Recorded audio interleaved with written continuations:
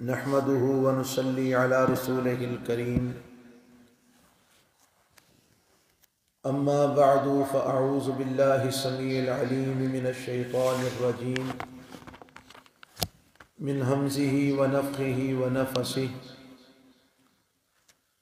بسم الله الرحمن الرحيم قل أعوذ برب الفلق من شر ما خلق ومن شر غاسق إذا وقب ومن شر النفاثات في العقد ومن شر حاسد إذا حسد۔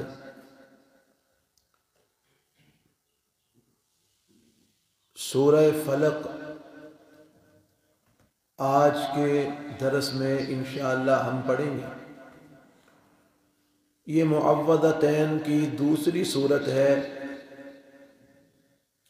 جس کے ذریعے اللہ تعالیٰ کی پناہ مانگی جاتی ہے مختلف چیزوں کے شر سے، اور یہ وہی صورت ہے کہ جس صورت کے بارے میں رسول اللہ صلی اللہ علیہ وسلم نے جن دو صورتوں کے ذریعے جادو کا اور شیطانی شرارتوں کا جو علاج بتلایا ہے معوذتین کی صورت میں، یہ وہی دو صورتیں ہیں، سورہ فلق اور سورہ ناس۔ تو اللہ تعالیٰ فرماتے ہیں قل اعوذ برب الفلق، اے پیغمبر جناب محمد صلی اللہ علیہ وسلم آپ فرما دیجئے اعوذ برب الفلق، میں پناہ مانگتا ہوں فلق کے رب کی۔ فلق صبح کو بولتے ہیں، جب صبح پھوٹتی ہے اندھیرے میں سے روشنی نکلتی ہے، جب صبح پھوٹتی ہے تو اندھیرے میں سے سفید رنگ کی روشنی کی ایک لائن نمودار ہوتی ہے، تو اس کو فلق کہا جاتا ہے۔ تو صبح کے رب کی میں پناہ مانگتا ہوں، جب وہ صبح کو پھاڑ کے اندھیرے میں سے روشنی کو باہر نکالتا ہے، اس فلق کے رب کی میں پناہ مانگتا ہوں۔ کس چیز سے پناہ مانگتا ہوں؟ من شر ما خلق، ہر اس چیز کے شر سے جس کو اس نے پیدا کیا ہے۔ یہاں سے معلوم ہوتا ہے کہ ہر چیز اللہ تعالیٰ نے بنائی ہے، وہ چاہے خیر والی ہے چاہے شر والی ہے، چاہے اچھی ہے چاہے بری ہے، ہر چیز کا خالق اللہ وحدہ لا شریک ہے۔ تو ہم اللہ تعالیٰ کی پناہ مانگتے ہیں اور اللہ سے یہ دعا کرتے ہیں کہ جو کچھ تو نے پیدا کیا ہے، ہر تیری پیدا کی ہوئی چیز کے شر سے ہم تیری پناہ مانگتے ہیں۔ اور ہر چیز کے دو پہلو ہوتے ہیں، یہ ہم کھانا کھاتے ہیں، یہ کھانا کبھی تو ہمارے لیے فائدہ مند ثابت ہوتا ہے، اور کبھی ہم وہی کھانا کھاتے ہیں تو ہمیں نقصان دے جاتا ہے۔ وہی روٹی ہم کھاتے ہیں تو ہمیں فائدہ ملتا ہے، وہی روٹی ہم کبھی کھاتے ہیں تو طبیعت خراب ہو جاتی ہے۔ وہی پانی پیتے ہیں، کبھی فائدہ ہوتا ہے اور کبھی ایسا ہوتا ہے کہ وہی پانی پیتے ہیں تو نقصان ہو جاتا ہے، طبیعت بگڑ جاتی ہے۔ یہ پھل فروٹ وہی ہم کھاتے ہیں تو فائدہ پہنچتا ہے، اور کبھی ایسا ہوتا ہے کہ وہی پھل فروٹ ہم کھاتے ہیں طبیعت خراب ہو جاتی ہے، اور انسان کہتا ہے کہ میں نے کوئی نئی چیز تو کھائی نہیں، میں نے روٹین کے مطابق جو کھا رہا ہوں وہی کھایا ہے، طبیعت خراب ہو جاتی ہے۔ تو ہر چیز میں خیر بھی ہے اور ہر چیز میں اللہ نے شر کا پہلو بھی رکھا ہے۔ تو ہم اللہ کی پناہ مانگتے ہیں کہ جو کچھ تو نے پیدا کیا اس کے اندر جو شر ہے، ہم تیری پیدا کی ہوئی ہر چیز کے شر سے تیری پناہ میں آتے ہیں کہ تو ہمیں اپنی پناہ میں لے لے کہ کوئی چیز ہمیں نقصان نہ پہنچا سکے۔ اور آگے فرمایا وَبِن شَرِّ غَاسِقٍ إِذَا وَقَبَ، فرمایا، فرمایا رات کے اندھیرے کے شر سے جس وقت وہ چھا جاتی ہے، یعنی جب رات چھا جاتی ہے، اندھیرا گہرا ہوتا ہے، تو اس کے شر سے بھی اللہ ہم تیری پناہ مانگتے ہیں۔ رات کا جب اندھیرا چھا جاتا ہے، چور کھل جاتے ہیں، ڈاکو نکل پڑتے ہیں، راہزن اپنے مشن پہ نکل پڑتے ہیں، لوگوں کے گھروں سے چوریاں کرنے، ڈاکے مارنے، چیزیں چرانے اور چھیننے کے لیے وہ نکل پڑتے ہیں۔ اور ایسے ہی حدیث میں آتا ہے، رسول اللہ صلی اللہ علیہ وسلم نے فرمایا جب شام ہوتی ہے تو اپنے بچوں کو اپنے گھروں کے اندر بند کر دیا کرو، اپنے گھروں کے دروازے بند کر دیا کرو۔ کیوں، کیا وجہ ہے؟ فرمایا جب شام ہوتی ہے تو شیاطین کھل جاتے ہیں، شیاطین پھیل جاتے ہیں اور پھر وہ بچوں کو پریشان کرتے ہیں، ڈراتے ہیں، ان کو نقصان پہنچاتے ہیں، گھروں میں داخل ہو جاتے ہیں۔ تو فرمایا جب شام کا اندھیرا پھیلتا ہے اپنے بچوں کو گھروں میں بند کر لو، اپنے گھروں کے دروازے بند کر دو تاکہ شیاطین تمہیں کو نقصان نہ پہنچا سکے۔ اس سے معلوم ہوا کہ جب رات کا اندھیرا چھاتا ہے تو شیاطین بھی کھل جاتے ہیں اور سریعام جو ہے نا وہ لوگوں کے گھروں میں داخل ہونے کی کوشش کرتے ہیں، بچوں کو پریشان کرتے ہیں۔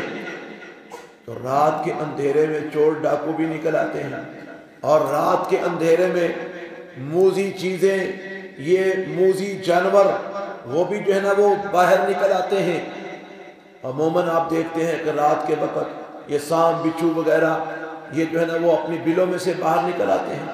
تو رات کا اندھیرا ایک ایسی چیز ہے کہ جس کے اندر بہت سے شر ہیں، بہت سے خطرات ہیں، بہت سی برائیاں ہیں۔ تو ہم اللہ کی پناہ مانگتے ہیں کہ رات جب چھاتی ہے تو اس کے چھا جانے کے وقت جو شرور ہے، جو شر ہے، ہم ان تمام شرور سے تیری پناہ میں آتے ہیں کہ ہمیں اپنی پناہ میں لے لے۔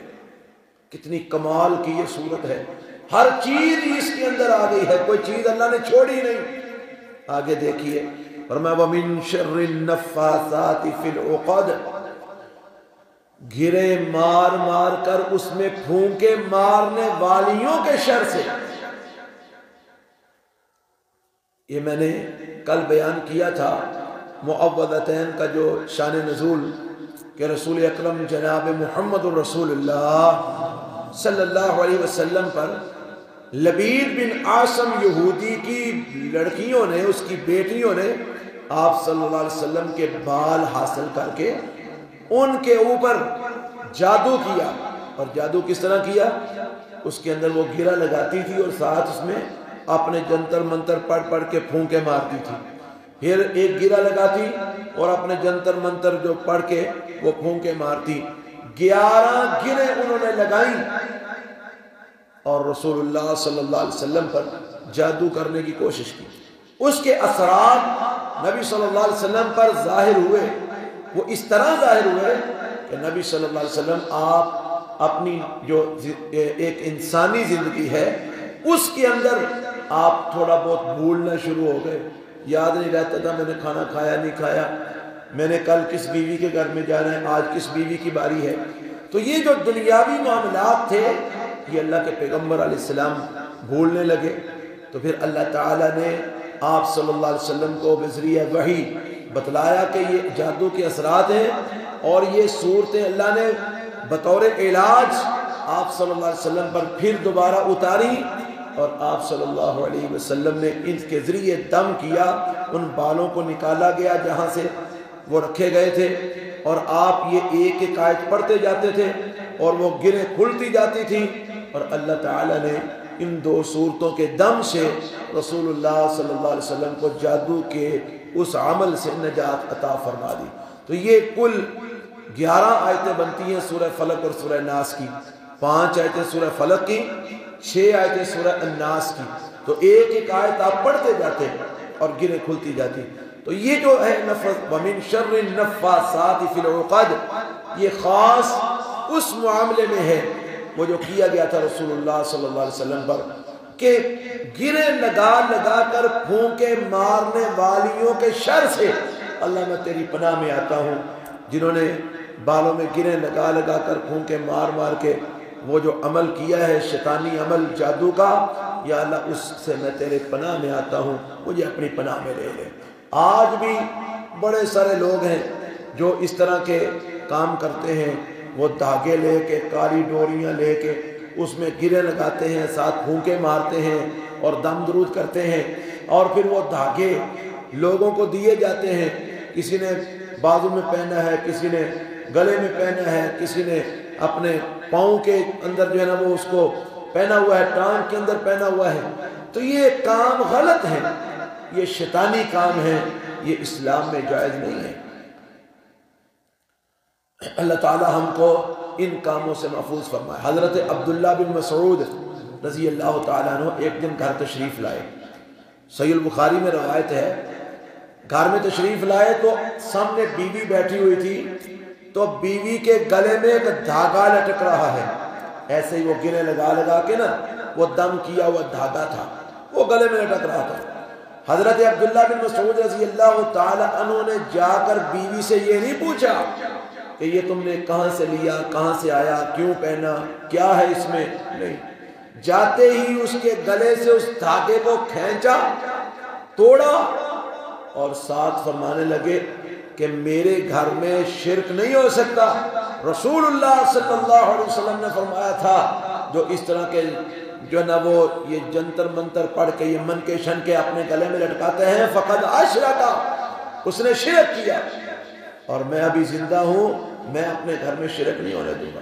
اس نے کہا جی وہ میری تو آنکھ درد کرتی تھی، مجھے کسی نے بولا تھا فلانے بندے سے دھاگا دم کروا کے پہنو۔ آج بھی لوگ نا کان درد کرتا ہو تو دھاگا دم کروا کے پہنتے ہیں، آنکھ درد کرتی ہو تو دھاگا دم کروا کے پہنتے ہیں، اور وہ بھی ایسے ہی گرے لگا لگا کے پھونکے مار مار کے دھاگے دم کرتے ہیں۔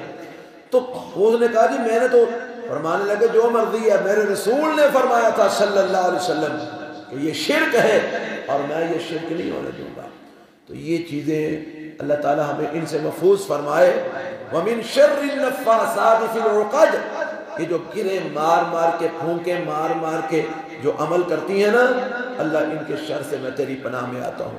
وَمِن شَرِّ حَاسِدٍ إِذَا حَسَدَ، اور حسد کرنے والے کے شر سے جب وہ حسد کرتا ہے۔ حاسد آدمی جب حسد کرتا ہے نا، وہ اپنا تو بیڑا غرق کرتا ہی ہے، کیونکہ حسد کرنے والے کے اعمال برباد ہو جاتے ہیں۔ رسول اللہ صلی اللہ علیہ وسلم نے فرمایا کہ حسد نیکیوں کو اس طرح کھا جاتا ہے جس طرح آگ لکڑی کو کھا جاتی ہے۔ حسد برباد کر دیتا ہے نیکیوں کو، کرنے والے کی نیکیوں کو، لیکن جس کے اوپر حسد کیا جاتا ہے نا اس کو بھی نقصان پہنچتا ہے۔ جس کے اوپر حسد کیا جاتا ہے نا، حسد کیا ہوتا ہے؟ رشک اور حسد یہ دو چیزیں ہیں۔ حسد یہ ہوتا ہے کہ کسی کو دیکھا نہ کہ اچھا کھاتا ہے، اچھا پہنتا ہے، اچھی زندگی گزار رہا ہے، تو دل میں یہ خیال پیدا ہوتا ہے یہ اچھی زندگی کیوں گزار رہا ہے، اللہ کر کے یہ تباہ ہو جائے، اللہ کر کے برباد ہو جائے، اور یہ سارا مال مجھے مل جائے، یہ نعمتیں مجھے مل جائیں۔ یعنی حسد یہ ہوتا ہے کہ اگلے بندے کے پاس نعمت کے زوال کی خواہش کرنا کہ اس کے پاس نہ رہے، اور اپنے پاس آنے کی تمنا کرنا کہ مجھے مل جائے، یہ ہوتا ہے حسد۔ اور حسد کرنا حرام ہے۔ رسول اللہ صلی اللہ علیہ وسلم نے حسد کرنے کی اجازت نہیں دی، فرمایا حسد نیکیوں کو تباہ کر دیتا ہے۔ ہاں رشک جائز ہے۔ رشک وہ کیا ہوتا ہے؟ اس کو یہ نعمت ملی ہے، اللہ اس کو اور دے، مجھے بھی دے۔ اور رشک بھی دو چیزوں میں جائز ہے۔ رسول اللہ صلی اللہ علیہ وسلم نے فرمایا دو چیزوں میں رشک جائز ہے۔ نمبر ایک، کسی کو اللہ نے قرآن کی نعمت دی ہے، وہ بڑا اچھا قرآن پڑھتا ہے، تو اس کو دیکھ کر یہ رشک کرنا کہ یا اللہ دیکھو تو نے اس کو کتنا اچھا قرآن پڑھنے کی توفیق دی ہے، مجھے بھی توفیق دے تاکہ میں بھی اچھا قرآن پڑھوں۔ نمبر دو، کسی کو اللہ نے مال دیا ہے، وہ اللہ کی راہ میں خرچ کرتا ہے، تو دیکھ کر یہ رشک پیدا ہونا کہ یا اللہ اس کو تو نے مال دیا، یہ تیری راہ میں خرچ کرتا ہے، اس کو اور توفیق دے، مجھے بھی دے تاکہ میں بھی تیری راہ میں خرچ کروں۔ نبی علیہ السلام نے فرمایا ان دو کاموں میں رشک جائز ہے، باقی کسی کام میں رشک بھی جائز نہیں، اور حسد تو کسی کام میں جائز نہیں۔ تو جو حسد کرتا ہے وہ اپنی نیکیوں کو تو برباد کرتا ہی ہے، لیکن جس پر حسد کیا جاتا ہے اس کو بھی نقصان پہنچتا ہے۔ اس لیے اللہ تعالیٰ نے ہمیں یہ دعا سکھائی ہے کہ تم یہ معوذتین پڑھو تاکہ اگر کوئی تمہارے اوپر حسد کرتا ہے تو تم اس کے شر سے اللہ کی پناہ میں آ جاؤ اور محفوظ ہو جاؤ۔ وَمِن شَرِّ حَاسِدٍ إِذَا حَسَدَ، حسد کرنے والے کے شر سے بھی تیری پناہ میں آتا ہوں جب وہ حسد کرتا ہے۔ بڑی جامع ترین یہ دو صورتیں ہیں۔